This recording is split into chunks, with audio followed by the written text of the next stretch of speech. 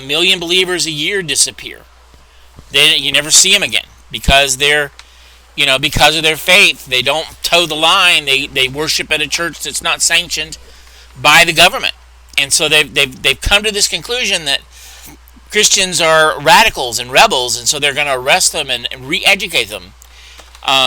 We've got places in Iran and Iraq and Saudi Arabia and Egypt where being a Christian is a dangerous proposition. And it's becoming more and more dangerous worldwide. It's not reached that stage in the United States, and I won't say it did.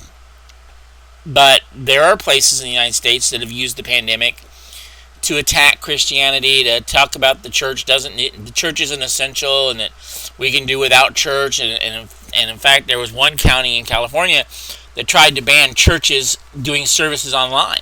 I don't know how they enforce it, because their logic was that you had to have more than one person meet together online to do services, and so they wouldn't want more than one person at a time. Of course, this is the same place that also just announced that they're going to start going house to house and forcing to test everybody.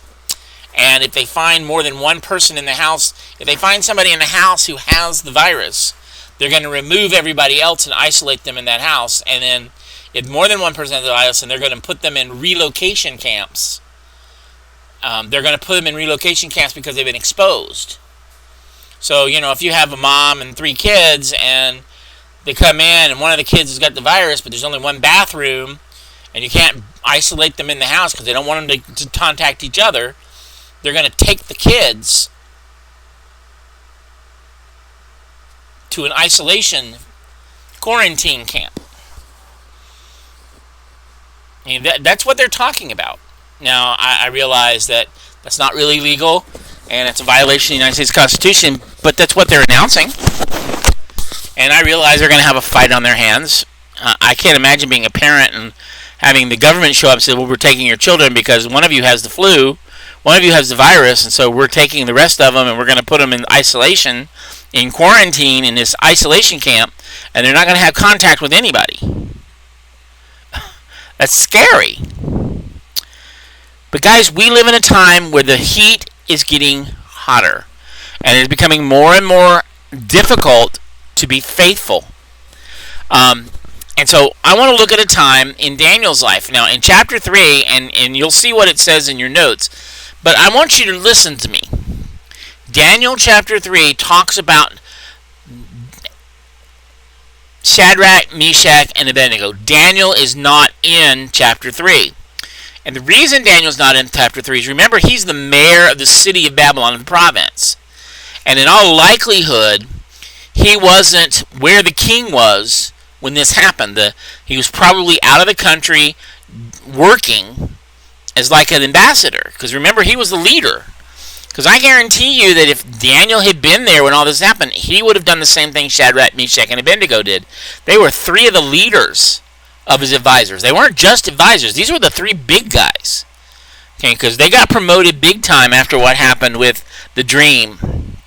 And so Nebuchadnezzar makes this giant golden image of himself. It's 60 feet tall, and it's 9 feet wide, and set up in the plain of Dura in the province of Babylon. Now, folks, I realize that's an ego trip, and we think, Daniel 3 says the king made a giant gold image of himself, 90 feet tall, and 3 feet and 9 feet wide. And let me tell you something. You put a 90-foot statue of yourself and set it on the plain, you got an ego problem. And Nebuchadnezzar gives the order to all his officials, to the princes and the prefects and the governors and the advisors and the treasurers and the judges and the magistrates and everybody else. And these are all, and then all 3 of them are governors, Shadrach, Meshach, and Abednego. They've been serving for 15 years under, whether they're Jewish, but they're serving as governors of Babylon. And so all of these are ordered that when the orchestra plays, when it plays, And everybody is supposed to bow down. And anytime you hear the Royal Orchestra start playing music, you're to immediately drop everything, fall to your knees, and bow and worship the image of Nebuchadnezzar. Now you're sitting here thinking, okay, Pastor Mike, I mean, I live in the United States. I don't know anybody who has an idol. Do you know anybody who's built a statue himself and expects us to worship it? And I can honestly say that's probably not the case, because most of us don't really have statues. It's not really something we worship. But we do have idols. We do have things that are made larger than life that we worship.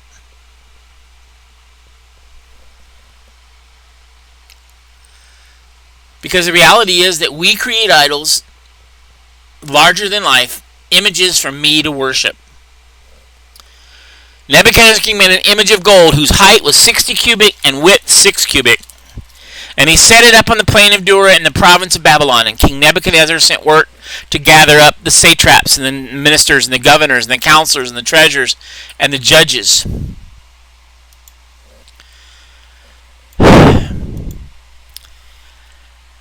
And come to the dedication of the image which Nebuchadnezzar had set up. And so all these people show up. I'm kind of shortening the version because I'm not going to read through all those names again.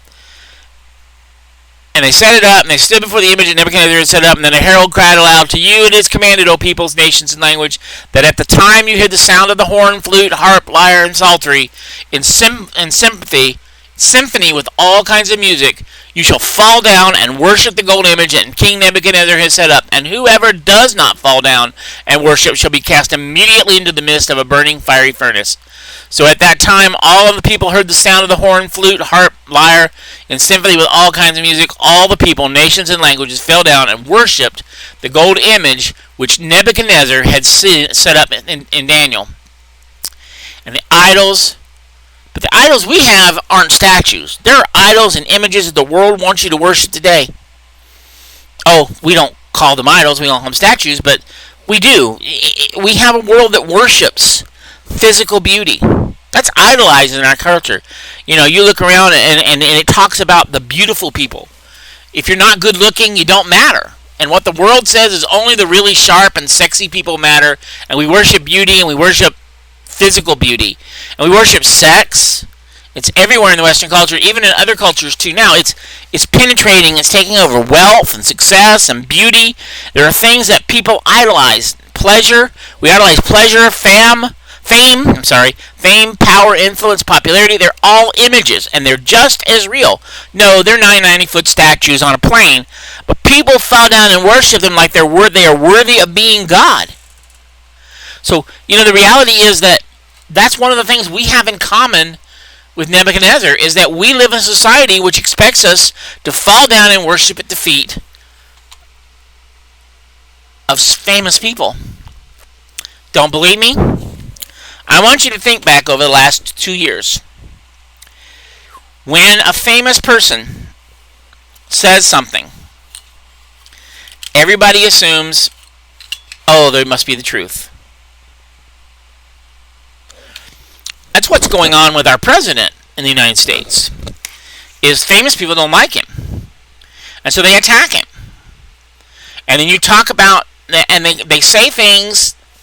You know, we've got one that said, you know, that we should hire somebody to go in and kill him, and everybody celebrated that. Why? Because that person was famous. Because that person was wealthy. That person was a movie star. I'm sorry, but I'm not sure how movie stars got to be so important.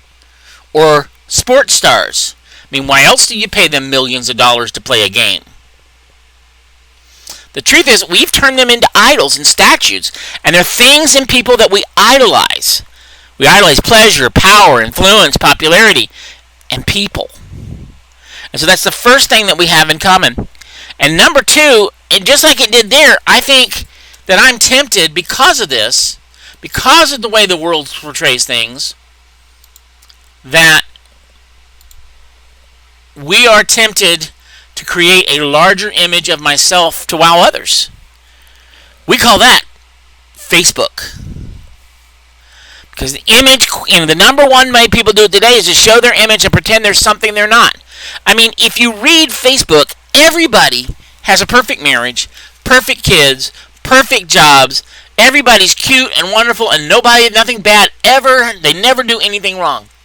I mean, think about it. If you watch social media, you would believe if you judged people by how they post in social media that that their dog walks on water, and that it can wash the dishes, and it can, and their kids are perfect little angels. They have little halos on their head, and they never do anything wrong, and they never make a mess, and they're never late for school, and they always do their homework.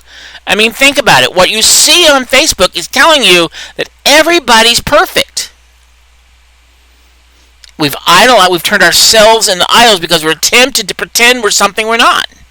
Because the whole society idolizes perfection, idolizes being this or being that we've decided that we're going to be something we're not.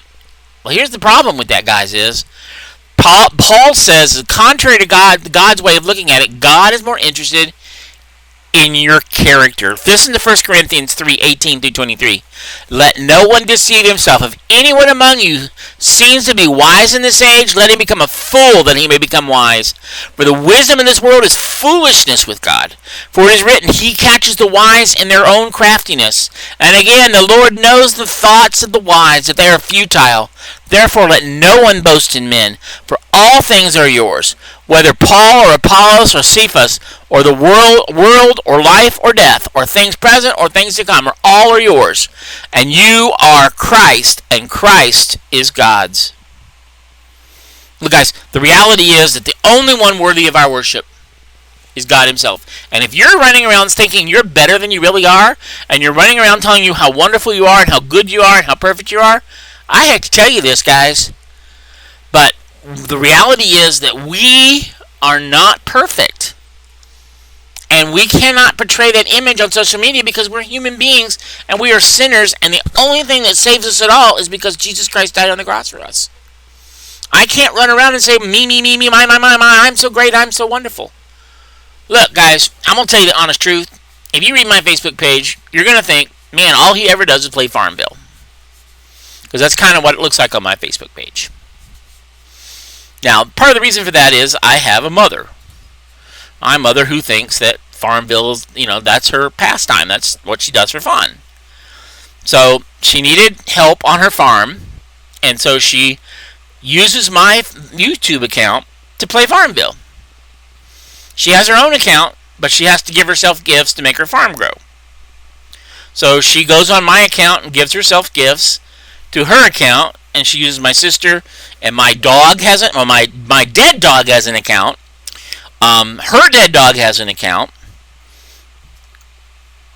You get the point. I mean, she's kind of obsessed with it. But the truth is that if you judge me by what's on Facebook, you get a very different picture than who I really am. Because I don't really spend that much time on Facebook. Because I think it's meaningless trivia for the most part. Because we've turned it into, well, this is what the perfect person is like. Don't believe me? Go read through Facebook and see what it says about you, about what the portrait you portray. Because we always portray ourselves in bigger images and better than we really are. And the truth is, what we've done is we've created a larger image of ourselves because we're trying to wow everybody, because we want to be the object of worship. So our problem, like Daniel, was that you could be the idol. Daniel had a problem. Shadrach, Meshach, and Abednego had a problem because the king wanted to make himself more important than he really was. He wanted to promote himself to godhood. And so he creates this idol, and then he tempts others to create a larger image of himself to wow others. And here's the other reality. Number 3. If I reject the world's idols, people will try to burn me. Okay? Look at what it says in Daniel 3:8-12. Therefore at the time certain Chaldeans came forward and accused the Jews. They spoke and said to King Nebuchadnezzar, O king, live forever. You, O king, have made a decree that everyone who hears the sound of the horn, flute, harp, lyre, and psaltery, and symphony, with all kinds of music, shall fall down and worship the gold image. And whoever does not fall down and worship shall be cast in the midst of a burning fiery furnace. There are certain Jews whom you have set over the affairs of the province of Babylon. Shadrach, Meshach, and Abednego, these men, O king, have not paid due regard to you. They do not serve your gods or worship the gold image which you have set up. Look at the great God we've created in America called the news media. If you disregard what something the media believes, you're an idiot or a liar. All Christians are useless and unworthy. All believers, all conservatives are considered morons. I mean, I get called. You wouldn't believe the names I get called when I read through Facebook, because I don't agree with the world's philosophy. I believe that God is more interested in my character than my image. Not to worry, because if you saw my image, you'd understand why I'm not that worried about it.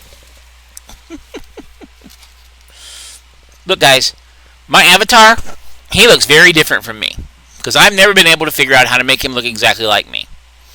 Scruggly old man, eats too much food, and doesn't get enough exercise. Okay, my avatar, if based on the heights that I get from this, is about 7 foot tall. I'm not 7 foot tall. I'm barely 6 foot tall. I'm an ugly old man. So what? My character is more important to God than my physical attraction.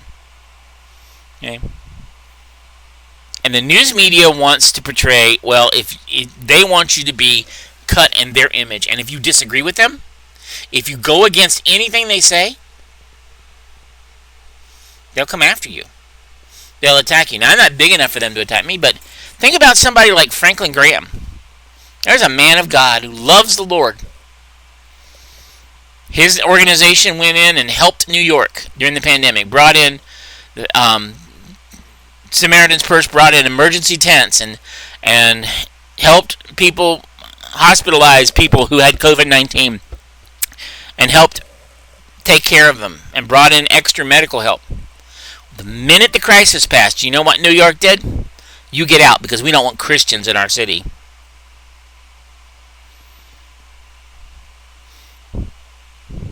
You're nothing but bigots and liars, and you don't agree with us, so get out. And not only that, but all the medical volunteers who came to New York to help, if you're being paid by your city or your county to come up, you're not doing it as a strict volunteer, but if you're earning money, and you're earning money from your regular hospital because they're paying you to come up here and volunteer, guess what? You're going to pay New York income tax. Because the focus is on me, my. So don't disagree. And we live in a world that says don't disagree. And that's the whole point. In America, if you don't agree with the news media, if you don't agree with the news people on television, with the big stars and the movie stars and all that stuff, you're an idiot. The few Christians I know that work in Hollywood are ostracized and attacked. They're basically called stupid morons. Some of them are big enough that they can get, that people don't really, they're very careful about what they say about them. But they talk about them behind their back, and they treat them like they're a bunch of imbeciles because they follow Jesus Christ. And in our world, in our day, if you do the right thing, you decide to obey God outright, if you do the right thing, you will make people mad at you. Nebuchadnezzar, in his rage and fury, gave the command to bring Shadrach, Meshach, and Abednego. And so they brought these men before the king. And Nebuchadnezzar spoke, saying to them, "It is it true, Shadrach, Meshach, and Abednego, that you do not serve my gods or worship the gold image which I have set up? Now if you are ready at the time you hear the sound of the horn, flute, harp, lyre, psaltery, in symphony with all kinds of music, and you fall down and worship the image which I have made, good.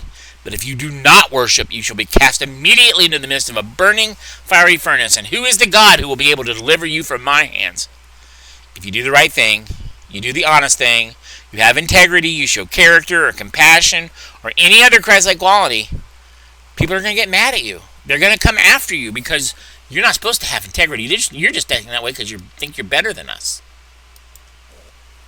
Think. If I were just perfect, people think if I was perfect, everybody would love me. No, they wouldn't. Jesus was perfect, and they crucified him. They put him on a cross. So even if you were perfect, and there are going to be people who want to crucify you. The Old Testament and the The Ten Commandments starts with, you shall have no other gods before me. Anything that's first place in your life that isn't God breaks that commandment. Whatever is in first place in your life is your God. Your business can be your God. Your spouse can be your God. Your boyfriend can be your God. Making money can be your God. Having fun can be your God. Nothing wrong with any of those things by themselves, but they don't deserve first place. They should be down the list. The second commandment, you shall make for yourself an idol. You shall not make for yourself an idol in the form of anything in heaven or above the earth or beneath the waters below, and you shall not bow down to them or worship them, for I, the Lord your God, am a jealous God, punishing the children for the sins of the fathers to the third and fourth generation. Now, I should point out here that what you need to understand here is when it says that, it's not telling you that God's saying, if you sin, I'm going to punish your kids for your sin. Okay? First off, you need to understand something, that Nebuchadnezzar is saying, if you do this, he gets angry with them. He's mad at them because they did the right thing. And we live in a world where if you do the right thing, people hate you. Stand up for what the Bible teaches, pure and simple, and not water it down, not get wimpy on it. And there are people who do. The world will hate you. Well, I'm not here to be the world's friend. Okay, the world is my enemy. In fact, I gained two enemies when I became a believer in Jesus Christ. That was the world and Satan. They hate believers. So don't ever believe that when you got saved, all your problems in it. No, you added two big ones. Okay. But to be a believer means you stand up for what's right, the integrity, even if it costs you everything.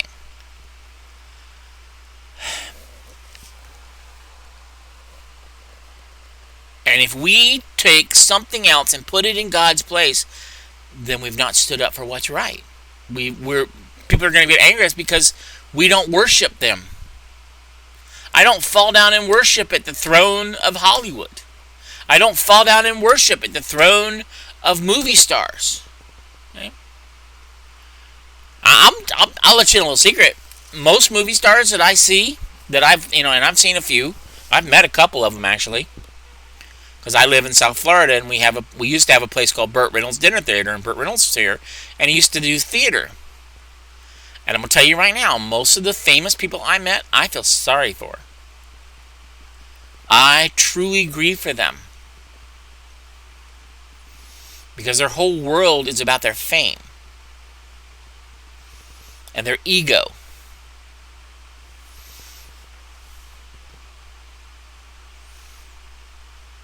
And if you tell them something different, then you're nothing but an idiot. And they will get mad at you. And that's what happens to Shadrach, Meshach, and Abednego. They say, that I'm going to. So, the thing is, we hear all this, and we know that we're very similar. But what do you do when the heat is on? What do I do? Well, number one, you need to stop worrying about defending yourself. Look at what it says in Daniel 3:16.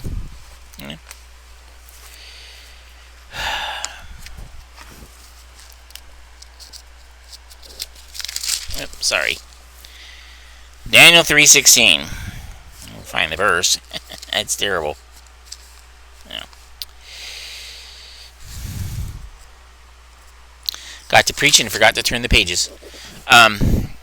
Shadrach, Meshach, and Abednego answered and said to the king, O Nebuchadnezzar, we have no need to answer you in this matter. Hey, we're not going to argue with you. We're not going to debate you. The reality is that we are not bowing down before this idol, and we don't care what you threaten us with. We're not defending ourselves in this. But when the heat is on, you don't need to defend yourself, folks. You don't need to run up and say, well, I'm doing this because... Nah. You don't need to defend yourself. If the heat is on, you do the right thing, and you don't need to worry about defending yourself.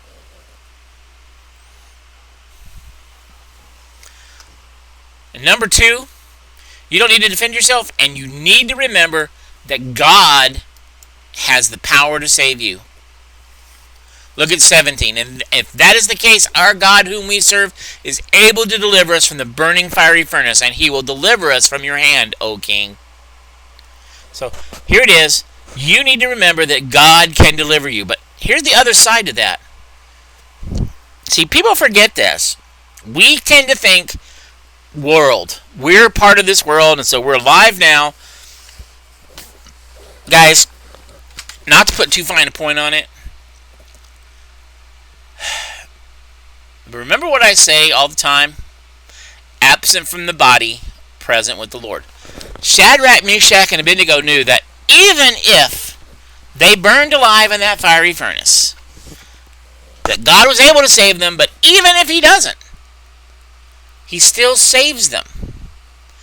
Maybe they don't stay on this planet. Maybe they're ready to go home. Maybe they get to go to be in heaven.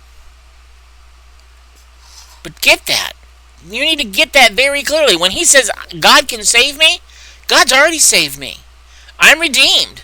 My life on this earth is but a short flicker, and it's gone. It's like the grass of the field. It withers and dies in a day. God says, I'm going to take you home. And if I don't rescue you while you're on that planet, if I let them take your life, that's all they can take from you. It's hard for us because we tend to think, well, God didn't come to my rescue because he let something bad happen to me. No, God allowed it to happen for a reason. And if you lost your life over it, maybe, just maybe, he was ready for you to come home because you just graduated. That's hard for us. I realize that's hard for us. But you need to know that God can save you. He has the power to do it. And he will save you even if it means losing your life. He saved Paul. Paul was beheaded and he went home. Peter was crucified and he went home. Thomas was speared to death and he went home. They died for their faith. They stood up for what was right. And all of them died and went home. Absent from the body, present with the Lord. And you need to believe that God will save you because you know he does. You know he's already got it handled. Look at what Daniel says down in 3:17. And he will save us from your power, O king. And when you go through deep waters and great trouble, I will be with you. When you go through the rivers of difficulty, you will not drown. When you walk through the fire of oppression, you will not be burned up. The flames will not consume you, for I am the Lord your God. Isaiah 43:2-3. God says, look, I will save you. I love you. Got the power to do it. And even if you die in that furnace, guys, even if what happens costs you, he still brings you home. You need to stop thinking of so one-dimensionally to think that this is all there is. This is not. Let me tell you something, boys and girls, men and women, ladies and gentlemen, whatever you are. If you die as a believer, you're going to spend eternity with him. Which means 1,000,000 years from now, this little blip that you lived is going to be just that. It's going to be a little blip. Probably won't even remember it because it's so long ago. Millions of years from now, when you're rejoicing in heaven with him because you'll never die, you will vaguely remember the struggles you went through on this planet and in this life. And so when you go through the deep waters and the great troubles, Jesus says, I will be with you. When you go through rivers of difficulties, you will not drown. When you walk through the fire, you will not be burned up. The flames will not consume you, for I am the Lord your God. And so what does Shadrach, Meshach, and Abednego do? They announce their loyalty to God no matter what. And we need to do the same. When the heat's on, that's where we turn and we say, I trust in him. Look at what they say in Daniel 3:10. But even if God doesn't save us, we will never serve your gods or worship the gold statue you set up. That is faith, folks, because they didn't know the end of this. They didn't know whether God was going to rescue them from the fiery furnace, but they knew that God was in control and that God could save them and God had the power to save them, and He would save them. Whether what that salvation took a picture of, as we don't know, but they believed God, and so they had faith that He was going to handle it. Sometimes God saves us from the crisis. He helps us to avoid the fire. That's what I call a divine detour. And God could have done it with these guys. They could have been marked for execution. The king is convinced. But God says, let's not do that. Sometimes when you're in a problem, God will take you out of it. That's nice. That's always fun. He saves us from the crisis and He helps to avoid the fiery furnace. But I'm going to tell you right now, guys, the testimony is a lot greater than God saves us, walks with us in the crisis.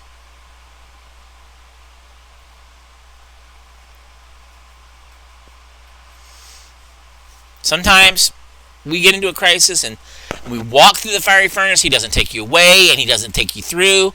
He gives you the strength to handle the problem. He doesn't remove the problem, but He gives you the strength to handle it. He takes us through the crisis. Let me put it to you this way.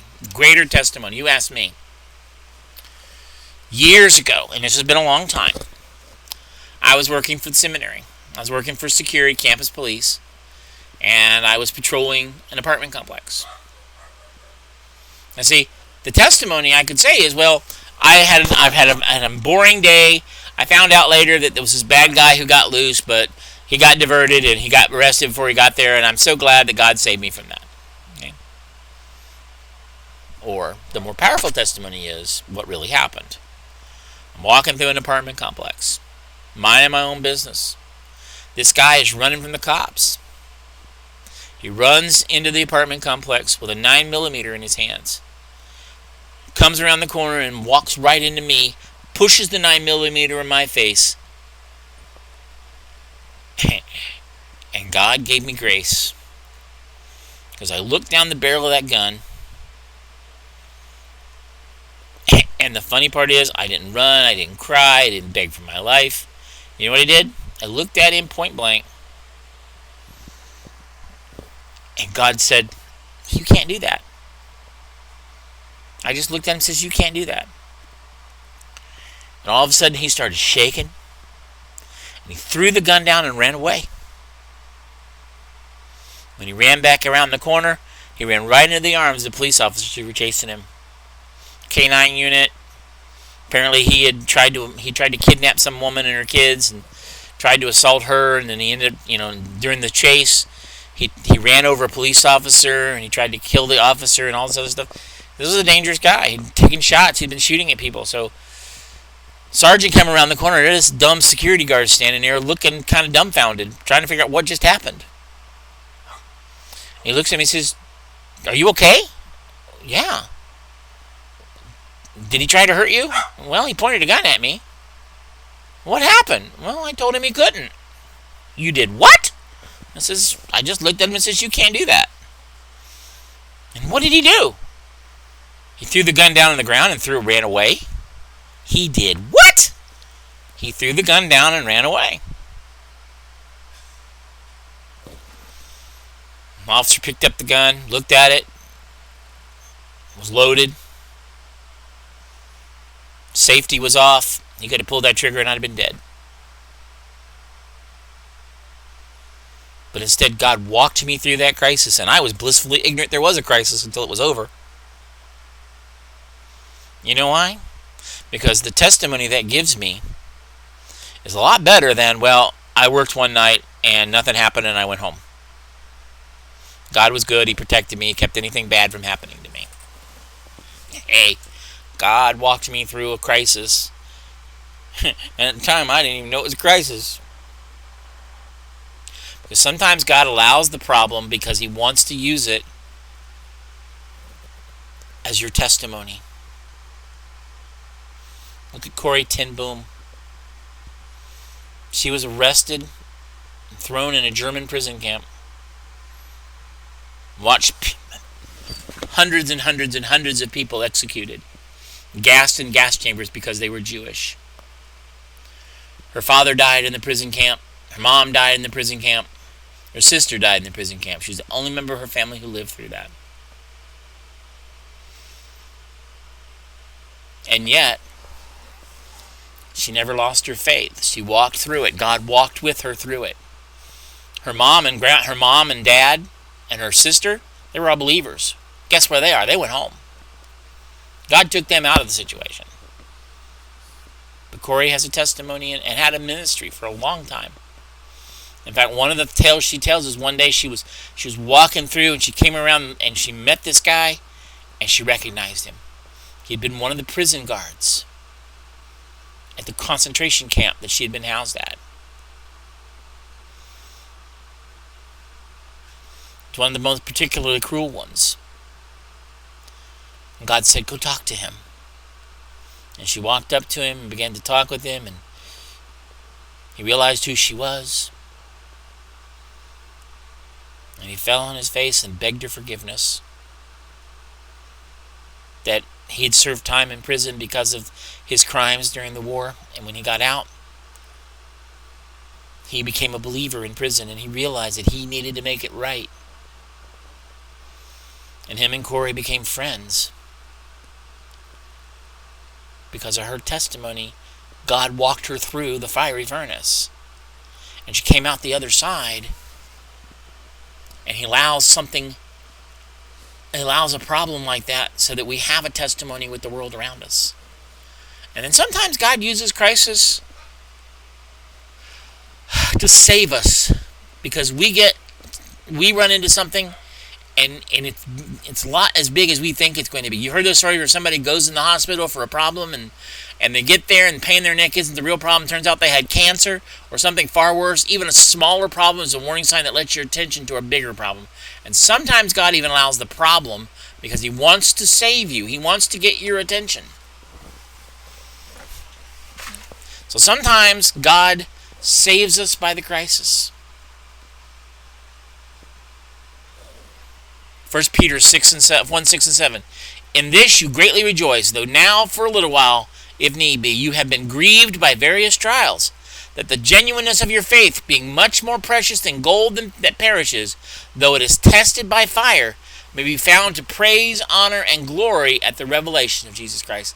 Look, guys, sometimes God takes those problems and he runs us through the fire and creates the crisis so that we learn that we are transformed, that we are molded and changed. And it doesn't happen unless you go through the fire.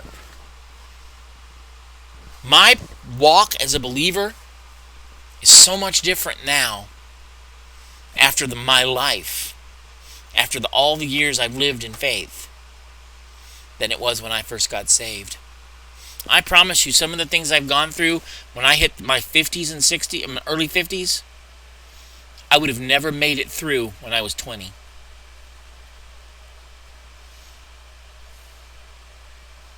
When I was in my late 40s, I was diagnosed with when I was in 10th grade, I was diagnosed with Sydenham's chorea. It's a very rare disease. Most people don't get nowadays. But I'm allergic to penicillin, and so I had to have the long-time cure. I was diagnosed with multiple sclerosis at age 30. In my 40s, I had infectious cellulitis in my left leg, and they had to operate on me every day for a month and a half to debride my leg. And when I was 50, I ended up in the hospital in a coma. And when I came out, I had to learn to do all sorts of fun things, like learn to move my hands again, learn how to walk and how to talk and how to eat and how to sit up in bed.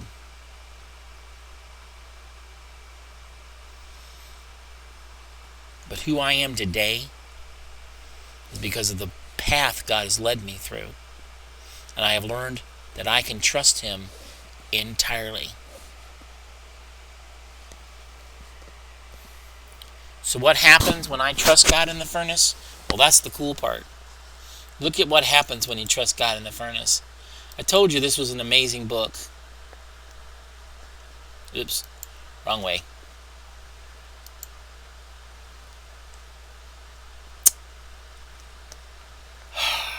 What happens when I trust God in the furnace? Daniel 3, 24 and 25. When Nebuchadnezzar was astonished, and he rose in haste and spoke, saying to his counselors, Did we not cast three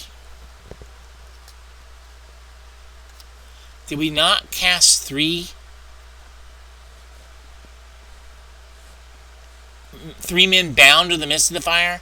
And they answered and said to the king, True, O king. Look, he answered, I see 4 men loose, walking in the midst of the fire, and they are not hurt, and the form of the fourth is like the Son of God.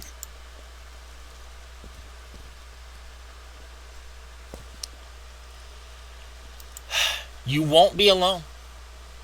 See, God walks with you through the fire. God walks you through the furnace. God's presence will be with you over and over again. God has promised his presence no matter what you go through if you trust him. He says, I will be with you. I will be with you always. Even when you don't see him, even when you don't understand, God says, I will be with you. Look at what he says in Isaiah 43, 2 and 3. And I will be with you when you pass through the waters and when you pass through the rivers, and they will not overwhelm you, and you will not be scorched when you walk through the fire, and the flame will not burn you. For I, Yahweh your God, the Holy One of Israel, and your Savior, give Egypt as a ransom for you, Cush and Seba in your place. God walks with you through the furnace. You're not alone. I mean, look at that picture there. We've got Nebuchadnezzar's got them all walking around the furnace, and it says like the one is the Son of God. Well, he didn't know who God was, and that was probably Jesus, because we know that it was God's incarnate, and Jesus told everybody in the New Testament that no man has seen the Father except they've seen the Son. So Jesus existed. He pre-existed. He's always existed. He's always been God. It's kind of hard for us to wrap our little mortal minds around, but the reality is that here we go. God is taking care of it. God is in control. And Nebuchadnezzar looks up and says, Wait a minute, what's going on here? There's 4 guys in there now. God was right there with them. He didn't leave them, forsake them. He walked with them through the furnace, just like he does with us. He never leaves you nor forsakes you. He's right there with you. No matter how bad the circumstances, he's right there every step of the way. And number 2, God burns everything tying me down. It gets all the trivial out of the way when I go through the fire. I see 4 men loose walking in the midst of the fire, and they are not hurt, and the form of the fourth is like the Son of God. What's got you tied up? What holds you back? What's limiting you from being all that God meant you to be? What are the limitations in your life that God wants to burn off? God may take you through the fire, and you're going to come out the other side unsinged, untouched, and unhurt, unburned. But the things that will be burned off, the stuff that's tying you down, the stuff that was holding you back, the limitations that you've added to your life because you're not trusting him, they're going to be gone. Pain never leaves you where it finds you. And when you're going through life, walking through life, pain picks you up over here, but it doesn't drop you over there.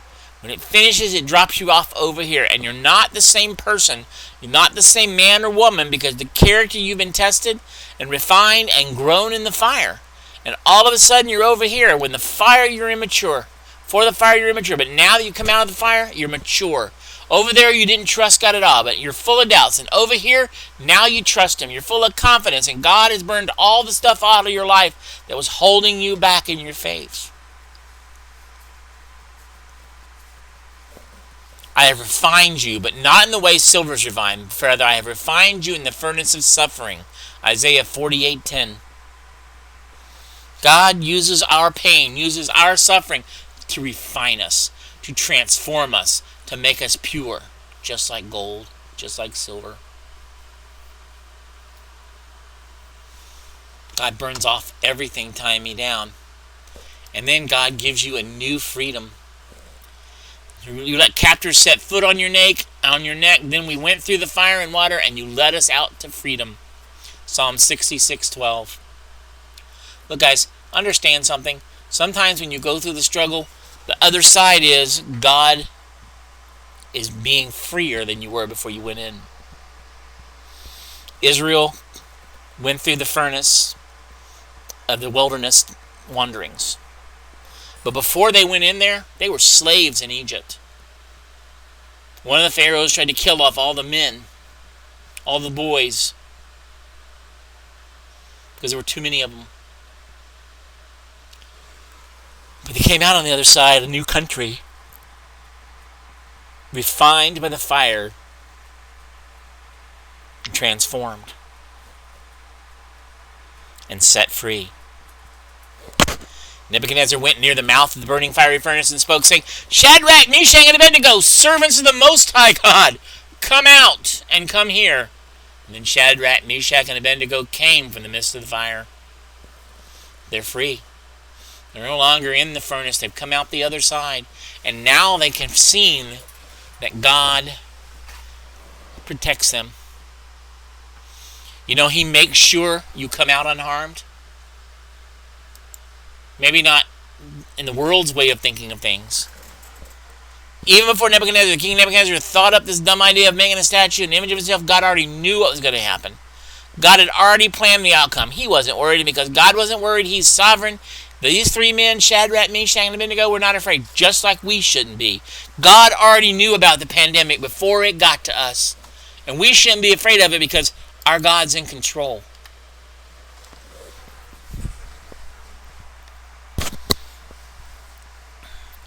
Here's the best part.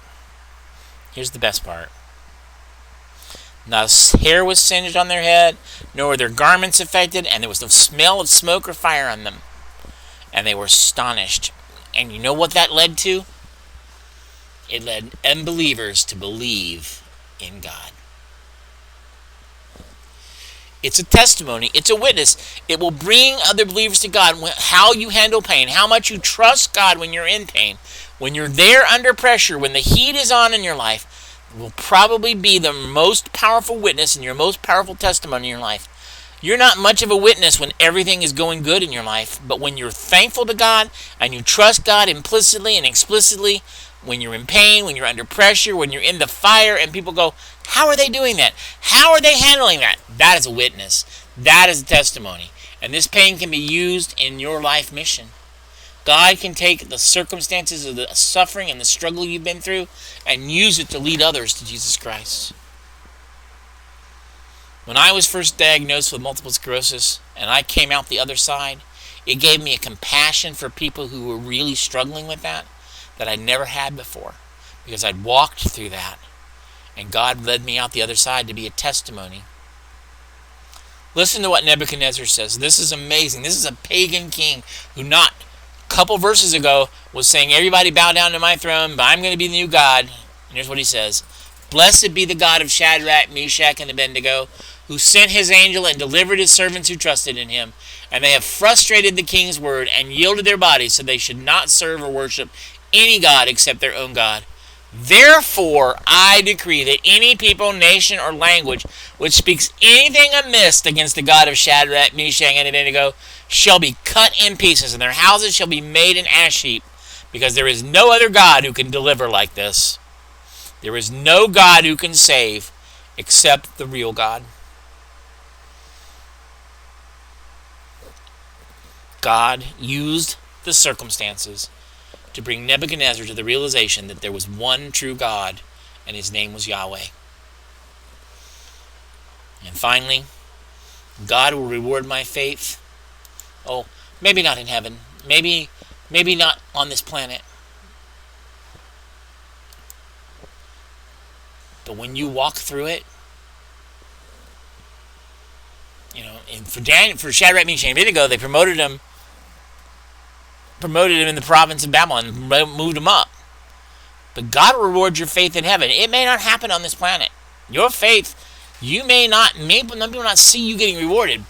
But there's going to be rewards given out in heaven for how much you trusted God. It's nothing to do with your salvation. It has nothing to do. It has to do with after your salvation. How much you trust it. We will suffer something called a loss of reward. Don't ask me to explain it, because I've read this a million times.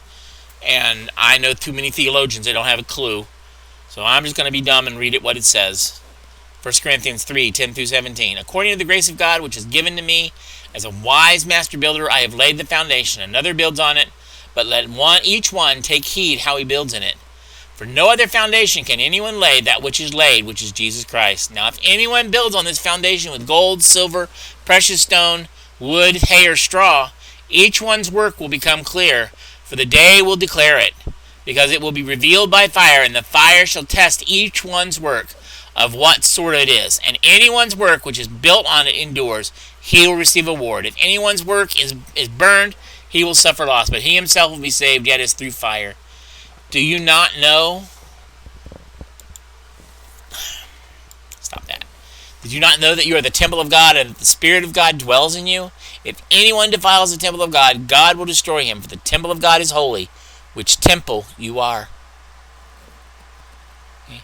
God will reward your faith. Maybe not in this life. It may be once you reach heaven.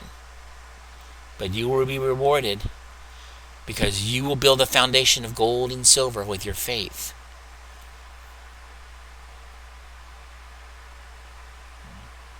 So where are you feeling the pressure today? Maybe it is the pandemic. Maybe it's the virus. Maybe it's what's going on in your own government. How are you feeling the heat? Financial pressure, job pressure, sexual pressure, peer pressure. Pressure to conform and do what everybody else is doing and worship the wrong images and idols in our culture.